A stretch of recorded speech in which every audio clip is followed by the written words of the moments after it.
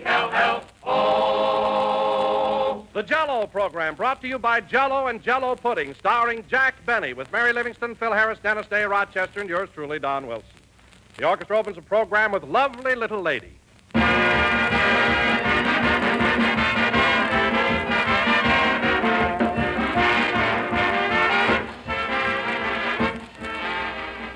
Do you know that old saying, friends, about seeing is believing? Well, even seeing a big, beautiful mold of Jello can't make you believe how wonderfully good it is.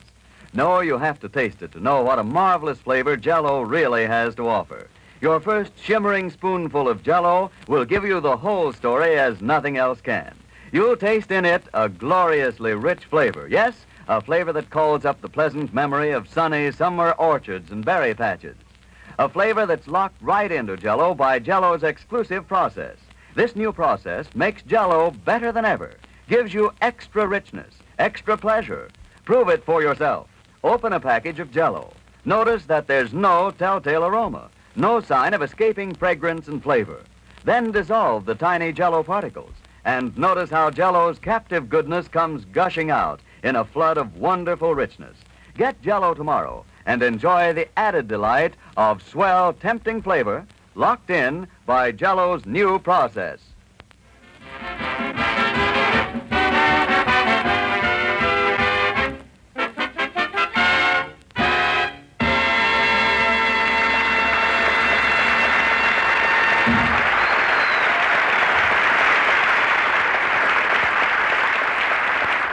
That was Lovely Little Lady, played by the orchestra. And now, ladies and gentlemen, we bring you a man who was the sensation of the Easter parade this morning when his suspenders gave way at Sunset and La Brea, Jack Benny.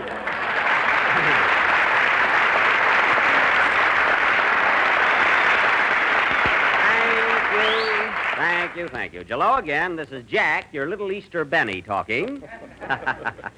And Don, how did you ever find out about that accident I had on Sunset Boulevard this morning? Were you around there? No, but I heard all about it, Jack. It must have been very embarrassing, all dressed up for the Easter parade and your suspenders break. Well, Don, I didn't mind so much when my pants fell down, but my laundry didn't come back, and I had on those bloomers I wore in Charlie's Aunt.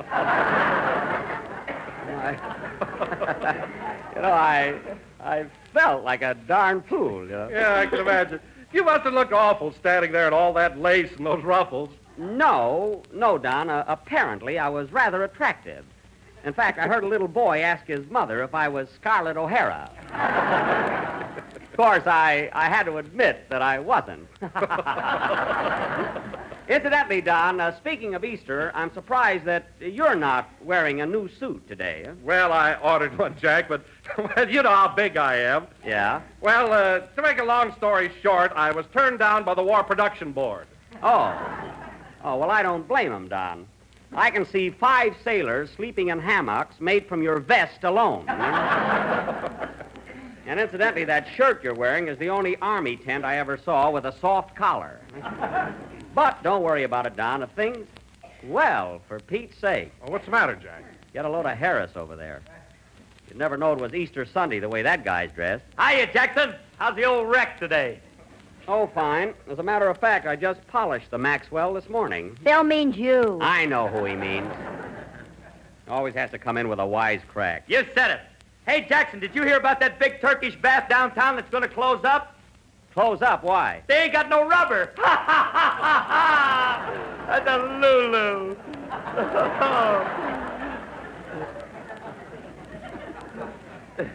Yes, that's a very clever gag. And it's elastic. It can fit anywhere.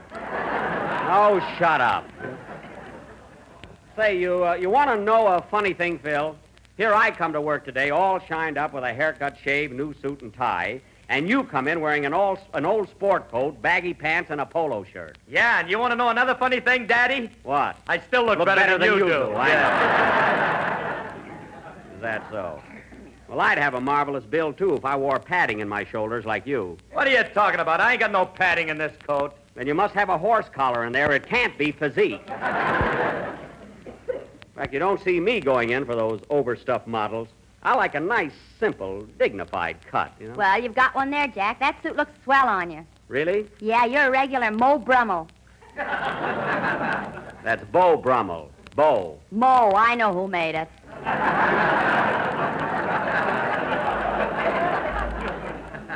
All right. If you want to know something, Mo Brummel and Sons have a very exclusive tailoring establishment. They don't take everybody, sister. They don't, eh? No. And why have they got 4 guys out on the sidewalk with meat hooks?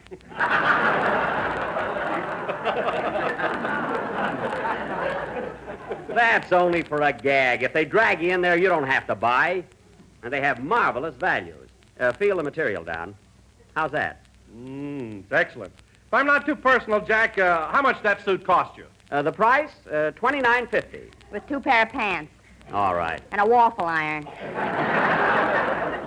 All right, all right. and a set of golf clubs. 1 club, not a set.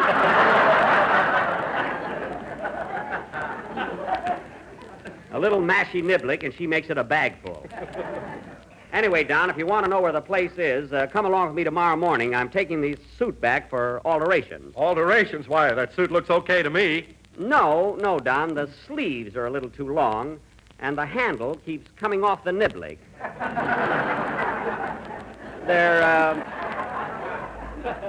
They're good tailors, though. They'll fix it.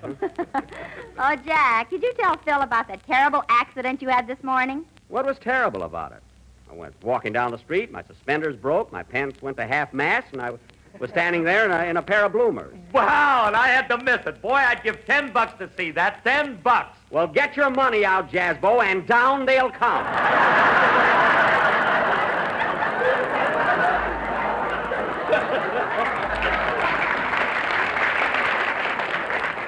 All right, hand over the dough. Oh, Jack, for heaven's sake, pull up your suspenders. Well, then let him get some money out or keep still about it. Showing off.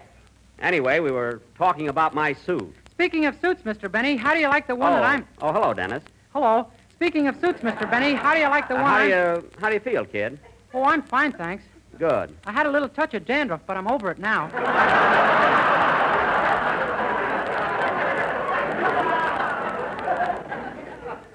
Good. Speaking of suits, Mr. Benny, Yes? how do you like the one I'm wearing? Well, it's all right, Dennis, but I don't think it fits you as well as it should. When did you buy it? I got it yesterday by accident. By accident? Yeah, I was looking in a store window downtown, and all of a sudden I got a hook.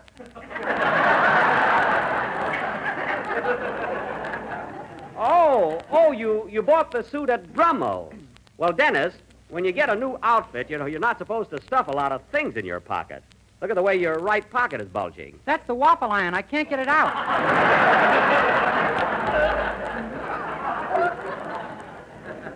Oh. Say, Dennis, did you get a mashy niblick like Jack did? No, I took the Presto cooker instead. You got a Presto with a plain suit? Gol darn it, they told me you could only get a cooker with a tuxedo. Believe me, I'm going back to Brummel's first thing in the morning and raise heck. What are you laughing at? Pull up your bloomers. I can't see your shoes. Oh, I'm sorry. Well, Phil, it's about time for a band number, so let's have it. You better let Dennis sing first. I can't find my baton. Oh, you don't need a baton. Why don't you just wave at the boys? Look, if I wave at those guys, they'll put on their hats and go home. Oh, well, then look around for your stick. All right, Dennis, unplug your waffle iron and come over here. You got to sing. Okay. Imagine that kid walking in there accidentally and getting a Presto cooker. Oh, well.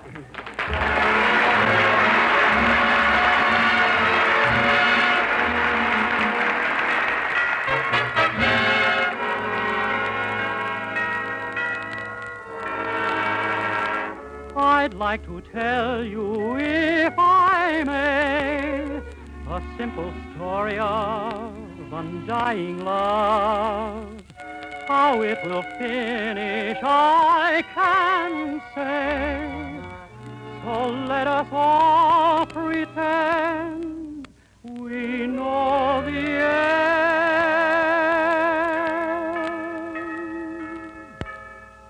In an old cathedral garden, there's a rose that blooms so fair.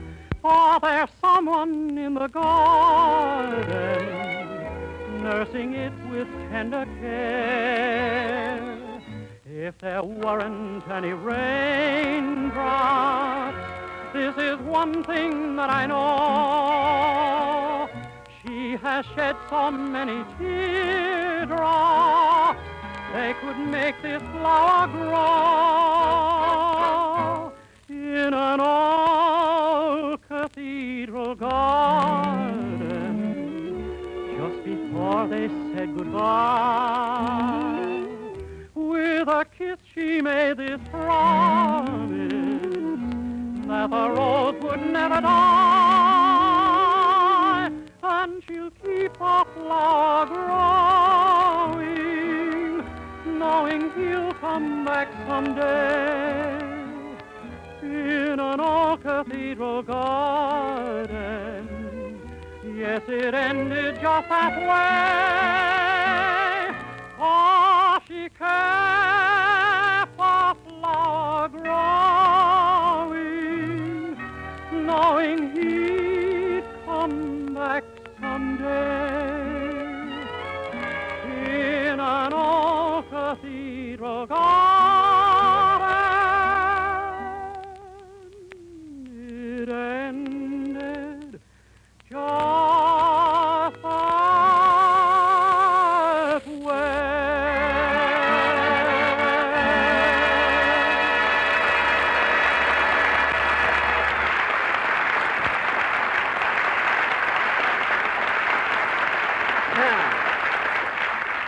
That was In an Old Cathedral Garden, written by Lou Pollock and Herman Ruby and sung by Dennis Day. And, Dennis, you sang that beautifully. Thanks, Mr. Benny. Of course, I got a little bit of a cold, you know.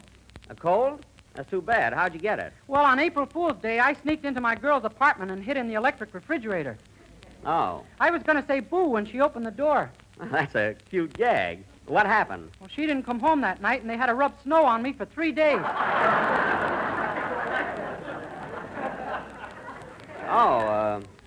Oh, that's terrible. Get ready, Don. I'll tell you what to do for your cold, Dennis. When you get home tonight, try some menthol on your chest. All right, Don. Menthol on your chest. Oh, Jack, please. Please, not this one. Don, I don't want any trouble. Menthol on your chest. But, Jack, I'm a college graduate. You can't do this to me. Don, menthol... Sorry, old boy, nothing doing. Well, I'll be darned. He walked out. I don't blame him. Well, I'll tell you one thing. Don won't be back on this program until he reads that commercial. That's a fine way to treat him. Listen, Jackson, Wilson is the only real friend you got on this show. What? What about you and Mary and Dennis? Well, you know, it's just a job with us. Well, I'm certainly glad to know that. Me, too. I never knew where I stood around here.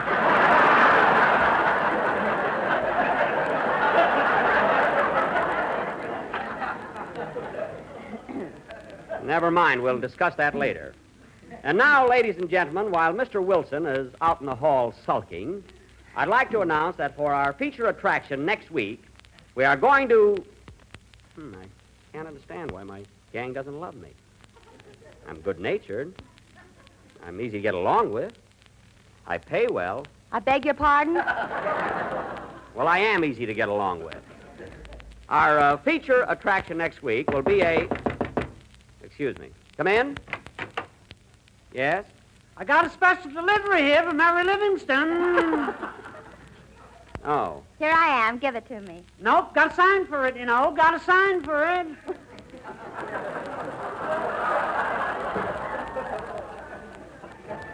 Okay. Postal regulations, don't blame me.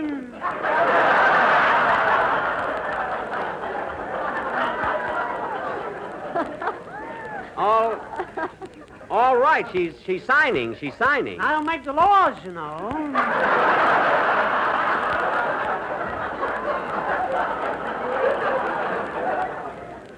All right. Here, it's signed. If I broke the laws for you, I'd have to break it for everybody else.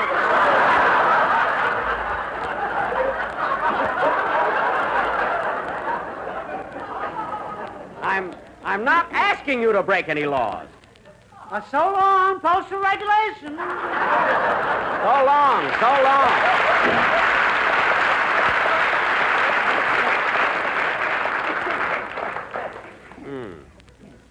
Say, that guy's a little old for a messenger boy. Spring doesn't mean anything to you either, Bub. All right, Mary, who's the letter from? My mama. Oh, fine. What's old Roxy Hart got to say, anyway?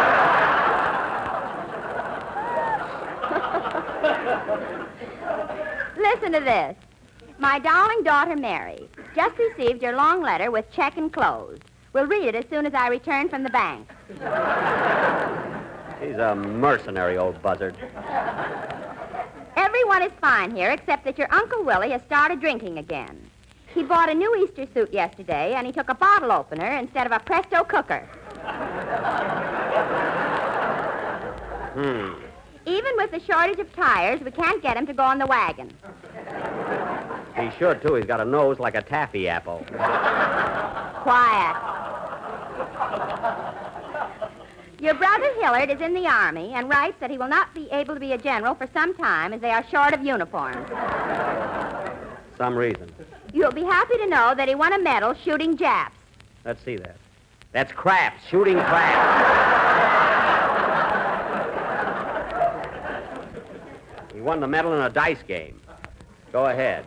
I cannot tell you where Hillard is stationed, as it is a military secret. However, this morning I received a big box from him with a kangaroo in it. He's probably in Iceland. I'm not giving away any information. No other news, except that last night we all went to see Jack's latest picture, To Be or Not to Be. Well, Your stupid father thought it was wonderful. I might have known your mother wouldn't like me. We also saw Cecil B. DeMille's new movie, The Wild Wind with a Reap Zeet.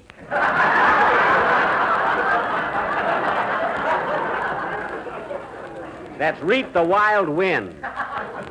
Boy, is she pressing. Must close now, as your sister Babe wants to use the fountain pen to make up her eyebrows.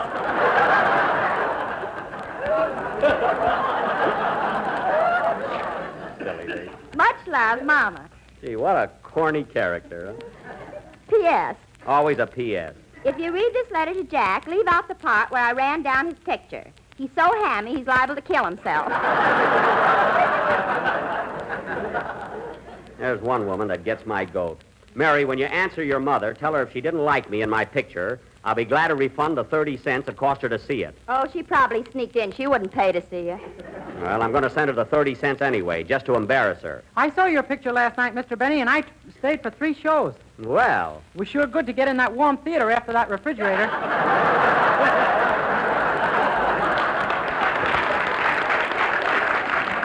well, let me tell you something, Dennis. Anytime you want to... Well, so Mr. Wilson has returned. All right, Don, menthol on your chest. Oh, all right. Ladies and gentlemen, the next time you... No, I will not be a big fat stooge. Well, he can stay out in the hall all night if he wants to. I can be just as stubborn as he can. Okay, Phil, let's have a band number. Sorry, Jackson, I ain't found my baton yet. Well, lead with your curling iron. I know it's standard equipment. Come on, let's have a number. Don Wilson thinks he's going to get paid for tonight. He's crazy.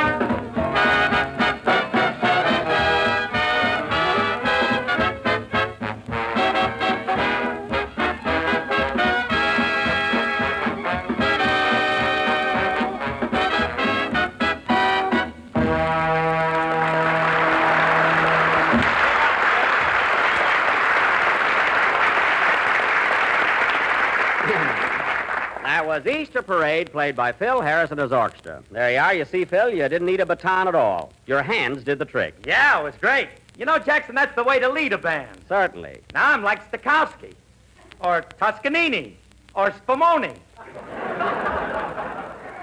Well, I knew if you'd talk long enough, you'd hit the jerk pot. Spumoni, Phil, is Italian ice cream. Well, thank heaven, I thought I said a naughty word. No, you're in the clear. Unless... No, ice cream is ice cream no matter how you look at it.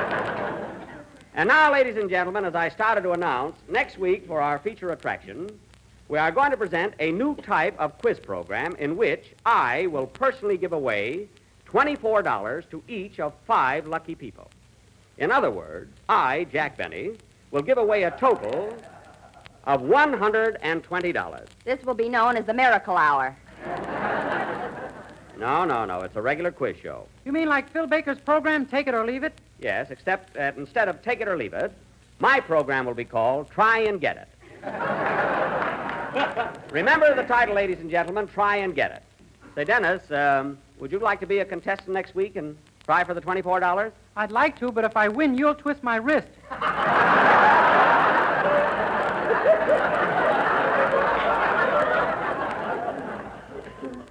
There'll be no violence. Anyway, folks, be sure and tune in next Sunday for our big quiz show. By the way, Jackson, did you hear Fred Allen on the Quiz Kids program? On the Quiz Kids? Yes, I heard him, and I'm glad you brought it up. Now, if you remember, Phil, Fred Allen was the quiz master. That is, he asked the questions. But when I was on the Quiz Kids program, I sat right there with the kids and had to answer the questions. There's a difference. Wait a minute. What questions did you answer? There's a big difference, sister. Believe me. I said, what questions did you answer? There's a difference between asking the questions and sitting there racking your brains out trying to answer them, you know? Well, all right. What questions did you answer? Well, for one, the Battle of Bull Run was fought on August 30th, 1862. I had that date exactly right. Well, sure. You got a bullet in your leg to remember it by.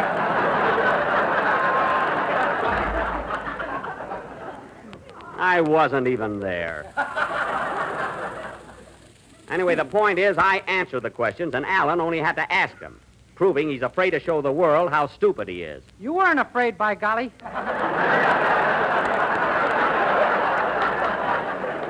Darn right, Dennis. That Alan goes around posing that he's such a genius, but he's really a phony. I don't know about that, Jackson. He don't waste no time answering your program every week. Oh, yeah? He thinks up gags as fast as I do. You don't know it, Phil, but you're on my side again.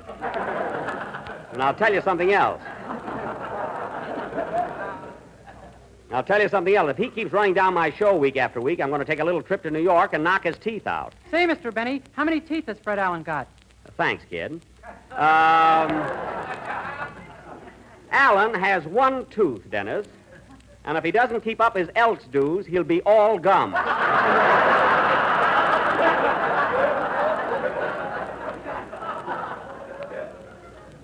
He hasn't eaten anything with gristle in it for over 30 years.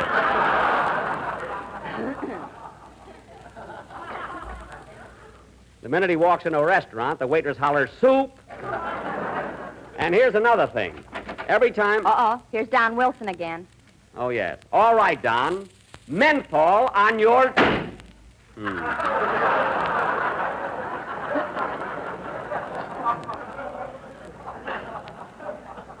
There he goes again.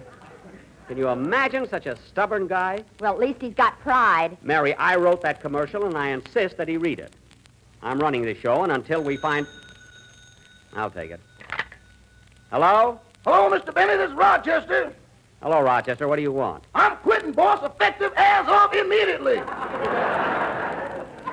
What do you mean you're quitting? What's the trouble? It's that crazy boarder of yours, Mr. Billingsley. He's been chasing me around the house all day with a bow and arrow. What? And he keeps putting apples on my head. He thinks he's William Tell. William Tell? From the overture of the same name. Oh. Well, now, listen, Rochester, there's nothing to get excited about. Just humor him. Let him shoot an apple off your head. Are you kidding?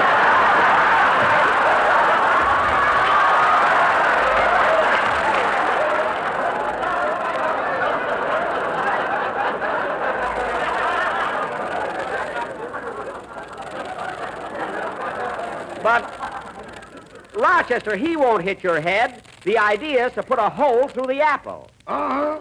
You see, Mr. Billingsley thinks he's Swiss, like William Tell. And the Swiss are very good shots. Did you ever see any of that cheese they send over here?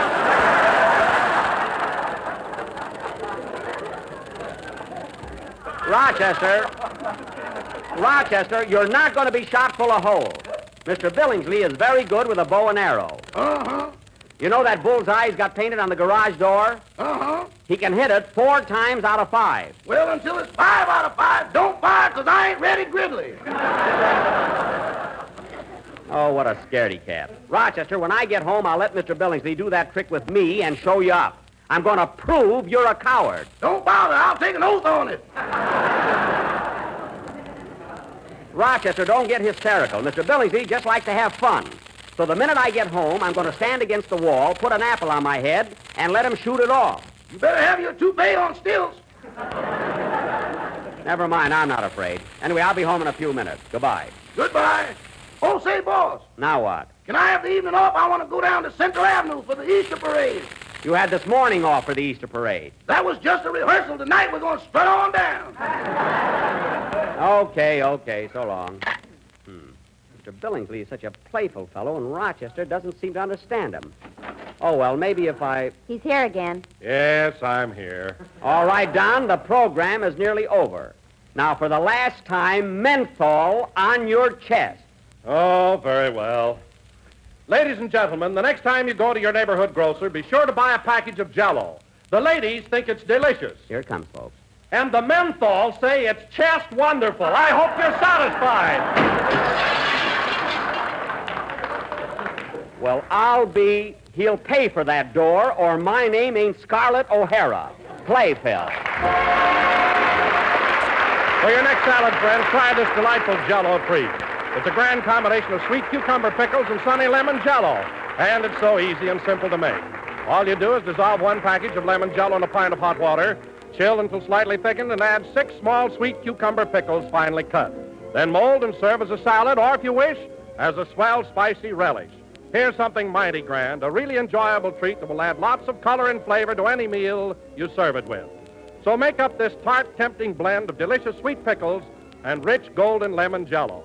Get a package of lemon Jello tomorrow, and when you do, be sure to get genuine Jello, because Jello's new process locks in the flavor, makes it extra good. A little late next week at Camp Han. Good night, folks.